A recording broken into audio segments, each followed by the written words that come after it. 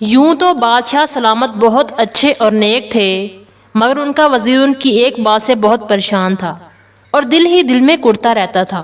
بادشاہ سلامت اپنی رعایا سے بہت محبت کرتے تھے اور انہوں نے ان کی خدمات کے لیے اپنے خزانوں کا منہ کھول رکھے تھے۔ ملک میں چاروں طرف سکون اور اطمینان نظر آتا تھا، سب لوگ انتہائی خوش و خرم زندگی بسر کر رہے تھے۔ شیر اور بکری ایک گھاٹ پانی پیتے تھے، مگر وزیر کو جس بات کی پریشانی تھی وہ یہ تھی کہ بادشاہ سلامت دوسروں کے منہ سے اپنی تعریف سن کر بہت خوش ہوتے تھے اور تعریف کرنے والے پر انعامات کی بارش کر دیتے۔ ان کے دربار کے چند چرب زبان اور خوشامدی لوگوں نے بادشاہ سلامت کی یہ کمزوری بھانپ لی تھی اور اس کمزوری کا اکثر بیشتر فائدہ اٹھاتے رہتے تھے۔ ان کی جھوٹی تعریفیں کرتے اور انعامات لے کر گھر کو چلتے بنتے۔ بادشاہ سلامت جب دربار میں تشریف لاتے اور لوگوں کے مسئلے مسائل سنتے تو ان کی کوشش یہی ہوتی تھی کہ جلد سے جلد ان معاملات کو نپٹا دیں تاکہ اس کے بعد شعر و شاعری اور قصیدہ گوئی کا دور چلے اور درباری ان کی تعریفوں کا پل باندھیں۔ ان تعریفوں سے بادشاہ سلامت کو ایک عجیب سی خوشی کا احساس ہوتا تھا۔ بادشاہ سلامت کی شان میں قصیدے پڑھنے والے نیک نیتی سے بادشاہ سلامت کی تعریف نہیں کرتے تھے، ان کا مقصد تو محض قیمتی انعاموں کا حصول ہی ہوتا تھا۔ وفادار وزیر نے ایک روز اپنی یہ پریشانی ملکہ کے سامنے رکھی۔ ملکہ خود بادشاہ سلامت کی اس بات سے تنگ تھی۔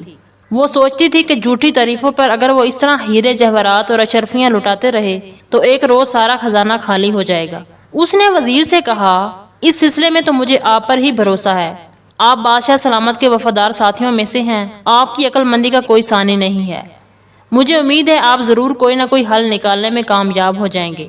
ملکہ عالیہ، میں اپنی پوری کوشش کروں گا کہ اس مسئلے کا کوئی حل نکل آئے۔ اس کے لیے مجھے سب سے پہلے یہ پتہ چلانا ہوگا کہ وہ کون سی وجوہات ہیں جن کی بنا پر بادشاہ سلامت خوشامد پسند ہو گئے ہیں، انہیں کیوں اپنی تعریف سننا اچھا لگتا ہے۔ جب میری ان سے شادی ہوئی تھی تو وہ تب بھی ایسے ہی تھے، بات بات پر اپنے گلے سے قیمتی موتیوں کے ہار اتار کر لوگوں کو انعام میں دے دیا کرتے تھے۔ ایک وقت تو ایسا بھی آ گیا تھا کہ ہاروں کو بنوانے کے لیے بہت سارے کاریگروں کو بھرتی کرنا پڑ گیا تھا۔ مجھے تو اس بات سے بہت ڈر لگتا ہے کہ ہم اللہ کو کیا منہ دکھائیں گے۔ خزانے کا پیسہ عوام کی امانت ہوتا ہے، اس طرح تو ہم امانت میں خیانت کے مرتکب ہو رہے ہیں۔ میں نے سوچا ہے کہ میں بادشاہ سلامت کی والدہ صاحبہ سے ملوں اور ان کو کرے دوں کہ بادشاہ سلامت کی شخصیت کی اس خامی کا سبب کیا ہے۔ وزیر نے کہا، اور عین اسی وقت بادشاہ سلامت کی ماں کمرے میں داخل ہوئی۔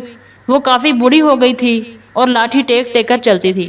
اس نے ملکہ اور وزیر کو دیکھا تو بولی، بیٹی میں یہ پوچھنے آئی تھی کہ رات کو کھانے میں کیا پکے گا تاکہ شاہی باورچی کو آگاہ کر دوں، مگر ایسا معلوم دیتا ہے کہ تم دونوں مملکت کے کسی اہم مسئلے پر گفتگو کر رہے ہو۔ میں چلتی ہوں، بعد میں آ جاؤں گی۔ امی حضور، ہم آپ کا ہی تذکرہ کر رہے تھے، ایک بہت اہم مسئلہ درپیش آ گیا ہے، آپ سے کچھ معلومات لینا تھیں۔ ملکہ نے کہا، پہلے مسئلہ تو پتہ چلے، اس کے بعد ہی معلومات دے سکوں گی۔ بادشاہ سلامت کی والدہ نے کہا، پہلے آپ آرام سے بیٹھ جائیں، پھر ہم آپ کو تفصیل بتائیں گے۔ ملکہ نے اس کمرے میں رکھی کرسی پیش کرتے ہوئے کہا۔ جب بادشاہ سلامت کی ماں آرام سے بیٹھ گئی تو وزیر نے بڑی تفصیل سے اس کو بادشاہ سلامت کی اس خوشامد پسندی کی عادت کے بارے میں بتایا۔ جب اس کی بات ختم ہوئی تو بادشاہ سلامت کی ماں نے ایک ٹھنڈی سانس بھری اور بڑے تعصب سے بولی، اپنے بیٹے کی اس عادت کے ذمہ دار میں اور اس کے ابا حضور تھے۔ یہ بات سن کر ملکہ اور وزیر دونوں چونک پڑے۔ امی حضور، یہ آپ کیا کہہ رہی ہیں؟ ملکہ نے حیرت سے آنکھیں پھیلا کر کہا۔ ابھی بادشاہ سلامت کی ماں نے کوئی جواب بھی نہیں دیا تھا کہ بادشاہ سلامت کا بوڑھا باپ کھانستا ہوا اندر داخل ہوا۔ اس نے کہا، اس بڑھاپے نے ہمیں طرح طرح کی بیماریاں لگا دی ہیں، مگر حیرت انگیز طور پر ہماری سماعت بہت بہتر ہو گئی ہے۔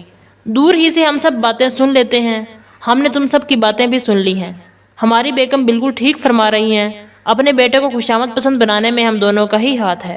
بادشاہ سلامت کی ماں کو ملکہ نے کرسی پیش کی تھی۔ اب بادشاہ سلامت کا باپ آیا تو اسے کرسی پیش کرنے کی باری وزیر کی تھی۔ وہ ایک کرسی اٹھا کر اس کے قریب لایا اور بولا، تشریف رکھیے۔ وہ بیٹھ گیا تو ملکہ بڑی فکر مندی سے بولی، جس انداز میں وہ دونوں ہاتھوں سے اپنی دولت لٹا رہے ہیں، ہمیں تو لگتا ہے کہ بہت جلد خزانہ خالی ہو جائے گا۔ ہمیں وزیر صاحب سے بہت امیدیں وابستہ ہیں، ہمیں یقین ہے کہ وہ بہت جلد اس کا حل ڈھونڈ لیں گے۔ وزیر آگے بڑھا، کھنکھار کر گلا صاف کیا، پھر ہاتھ باندھ کر بولا، آپ بادشاہ سلامت کے والدین ہیں، دونوں کا ہی یہی کہنا ہے کہ ان کی اس خامی کے پیچھے آپ کا ہی ہاتھ ہے۔ پتہ تو چلے کہ کیسے، اگر یہ بات پتہ چل گئی تو بادشاہ سلامت کا علاج کرنا مشکل بات نہ ہوگی۔ بادشاہ سلامت کے باپ نے کہا، لمبی کہانی ہے، تم دونوں بھی بیٹھ جاؤ، کھڑے کھڑے تھک جاؤ گے۔ جب ملکہ اور وزیر بیٹھ گئے تو اس نے کہنا شروع کیا، یہ اس وقت کی بات ہے جب ہم نوجوان تھے اور ہماری نئی نئی تاج پوشی ہوئی تھی اور ہم نئے نئے بادشاہ بنے تھے۔ ہمارے ابا حضور بوڑھے ہو گئے تھے، اس وجہ سے انہوں نے بادشاہ کا تاج ہمارے سر پر سجا دیا تھا۔ تھوڑے عرصے بعد ہماری شادی ایک انتہائی حسین و جمیل شہزادی سے ہو گئی۔ ان کا رنگ اتنا صاف تھا کہ جب پانی پیتی تھی تو گردن سے جاتا ہوا نظر آتا تھا۔ اتنا کہہ کر بادشاہ سلامت کے باپ نے اپنی بیوی کی طرف دیکھا، اس نے شرما کر سر جھکا لیا۔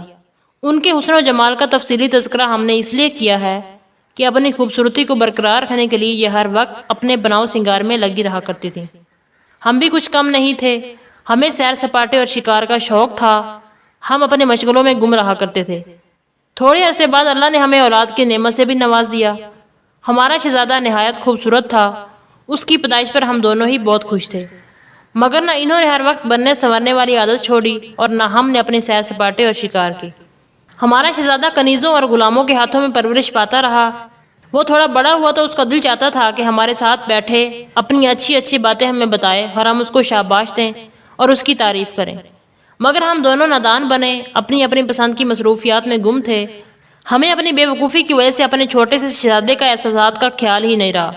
اس محرومی کا فائدہ ان کنیزوں نے اور غلاموں نے اٹھایا جن کے ذمے اس کی دیکھ بھال کرنا تھی۔ وہ اس کی ہر بات کی بہت تعریف کرتے تھے، اس سے وہ خوش ہو کر اپنے کھلونے، مٹھائیاں اور بسکٹ وغیرہ اور دوسری چیزیں انہیں دے دیتا۔ وہ اس کی کمزوری بھانپ گئے، وہ اس کی جھوٹی تعریفیں کرتے اور اس سے فائدہ اٹھاتے۔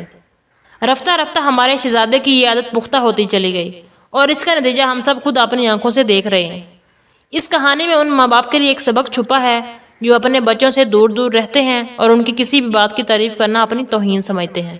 یہ کہہ کر بادشاہ سلامت کا بوڑھا باپ ایک ٹھنڈی آہ بھر کر خاموش ہو گیا۔ وزیر کچھ دیر خاموشی سے سوچتا رہا، پھر بولا، میں پوری کوشش کروں گا کہ ان کی اس عادت کو ختم کروا دوں۔ یہاں پر میں یہ بات بھی کہوں گا کہ جو ماں باپ اپنے بچوں کو وقت نہیں دیتے، ان کی باتیں نہیں سنتے، ان کو اچھی بات پر شاباش نہیں دیتے، وہ اپنے بچوں کو احساس محرومی کا شکار بنا دیتے ہیں۔ دنیا میں اچھے برے دونوں طرح کے لوگ پڑے ہیں۔ برے لوگ اس چیز کا فائدہ اٹھانے میں دیر نہیں لگاتے، وہ اپنی چکنی چپڑی باتوں سے اس طرح کے بچوں سے فائدہ اٹھاتے ہیں۔ بادشاہ سلامت کی ماں اور باپ نے سر جھکا لیے۔ اسی وقت ملکہ کا ننھا شہزادہ باغ میں سے کھیل کر واپس آیا۔ اس کے ہاتھ میں کسی جھاڑی کا ایک تنکا تھا اور اس نے امرود کے ایک پتے کو درمیان سے اس تنکے میں پرو رکھا تھا۔ شہزادے نے کمرے میں داخل ہو کر پہلے تو سب کو ادب سے سلام کیا، پھر بولا، امی حضور دیکھیے، ہم نے امرود کے پتے کو پنکھا بنایا ہے، یہ گھومتا بھی ہے۔ یہ کہہ کر اس نے پتے پر پھونک ماری تو پتا تیزی سے گھومنے لگا۔ ملکہ یہ دیکھ کر نہال ہو گئی، آگے بڑھ کر شہزادے کو پیار کیا اور بولی، ہمارے شہزادے نے کتنا اچھا پنکھا بنایا ہے، ہمیں بھی اسے کھیلنے دیجیے۔ شہزادے نے پتے پر ایک اور پھونک ماری اور بولا، آپ تو بڑی ہیں امی حضور، یہ تو بچوں کے کھیلنے کے لیے ہے۔ یہ کہہ کر شہزادہ وہاں سے بھاگ گیا۔ بادشاہ سلامت کی ماں نے کہا، اگر یہی سلوک ہم اپنے بیٹے سے بھی کرتے، اس کی باتیں سنا کرتے، اس کی تعریف کرتے، تو وہ ایسا نہ بنتا جیسا بن گیا ہے۔ تھوڑی دیر بعد جب وزیر وہاں سے رخصت ہونے لگا تو اس نے ملکہ کو چند باتیں بتائیں اور درخواست کی کہ وہ ان پر عمل کرے۔ ملکہ نے اس کی باتوں کو گرہ میں باندھ لیا۔ رات کو جب بادشاہ سلامت اس کے ساتھ اپنے کمرے میں بیٹھے تھے اور ننھا شہزادہ ان کے سامنے کھیل رہا تھا تو ملکہ نے بڑے پیار سے کہا، اللہ کا شکر ہے، میں بھی کس قدر خوش قسمت ہوں کہ مجھے آپ جیسا شریف اور نیک شوہر نصیب ہوا ہے، جو شکل و صورت میں بھی یکتا ہے اور اپنے کردار میں بھی۔ اپنی رعایا کی محبت اس کے دل میں کوٹ کوٹ کر بھری ہوئی ہے۔ بادشاہ سلامت نے یہ سنا تو خوشی سے ان کی آنکھیں چمکنے لگیں۔ انہوں نے اپنے گلے سے قیمتی موتیوں کا ہار اتار کر ملکہ کو پیش کیا۔ اس بات کا اظہار کرنے پر ہم اسے آپ کی نظر کرتے ہیں۔ ملکہ مسکرا کر بولی، جہاں پناہ ہم اس انعام کو لینے سے انکار کرتے ہیں۔ ہم نے آپ کی تعریف اپنے دل کی گہرائیوں سے کی ہے، ہمارے خلوص اور محبت کی قیمت اس معمولی سے ہار سے ادا نہیں ہو سکتی۔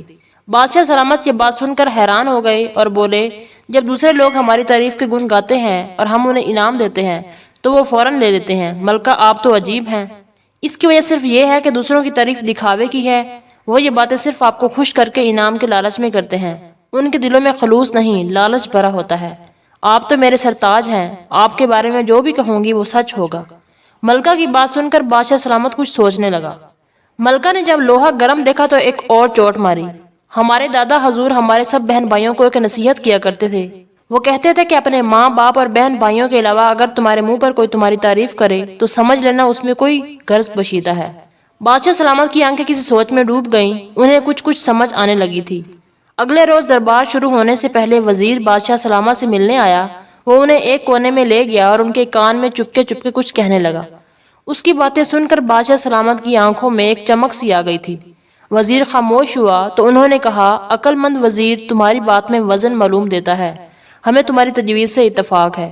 سامنے تمام امراء، رؤساء اور دوسرے بڑے بڑے لوگ کرسیوں پر براجمان تھے۔ ان میں سے ہر کوئی اپنے ذہن میں وہ باتیں دہرا رہا تھا جو اسے بادشاہ سلامت کی شان میں کہنا تھیں۔ انہوں نے اپنے لباسوں میں کپڑے کے تھیلے چھپا رکھے تھے جن میں وہ انعام بھر بھر کر لے جاتے تھے۔ یہ انعام وہ بادشاہ سلامت کی جھوٹی تعریف کر کے بٹورتے تھے۔ دربار کی کارروائی دیکھنے کے لیے آج ملکہ بھی بادشاہ سلامت کے برابر میں بیٹھی تھی۔ وزیر نے اس سے خاص طور سے درخواست کی تھی کہ وہ آج دربار میں ضرور آ کر بیٹھے، بڑا مزہ آئے گا۔ دربار کی کارروائی شروع ہونے سے پہلے وزیر اپنی جگہ سے کھڑا ہوا۔ اس نے سب لوگوں کو مخاطب کر کے کہا، معزز اراکین دربار، آپ کو تو پتہ ہی ہے کہ ہمارے بادشاہ سلامت کس قدر رعایا پرور ہیں۔ سونے کے وقت کو نکال کر وہ ہر وقت ان کی فلاح و بہبود کے لیے سوچتے رہتے ہیں۔ وہ اس بات سے بھی پریشان رہتے ہیں کہ مزید کون کون سے کام کریں جن سے ان کی رعایا کو فائدہ پہنچے۔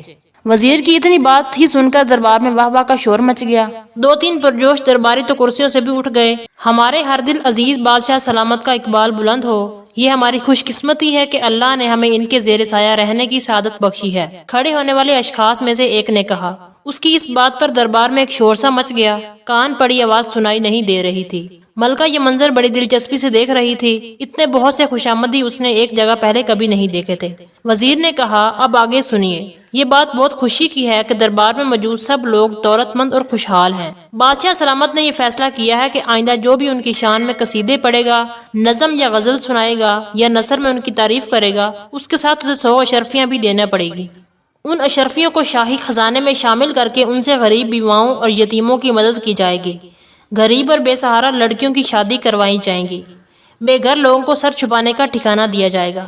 اس طریقے سے جہاں ہم اپنے ہر دل عزیز بادشاہ سلامت کو خراج تحسین پیش کر سکیں گے، وہیں ڈھیر ساری نیکیاں بھی کما لیں گے، یعنی آم کے آم اور گوٹھلیوں کے دام۔ وزیر کی بات ختم ہوئی تو شاہی دربار میں سناٹا چھا گیا۔ اتنی خاموشی تھی کہ اگر وہاں ایک سوئی بھی گر جاتی تو سب اس کی آواز سن لیتے۔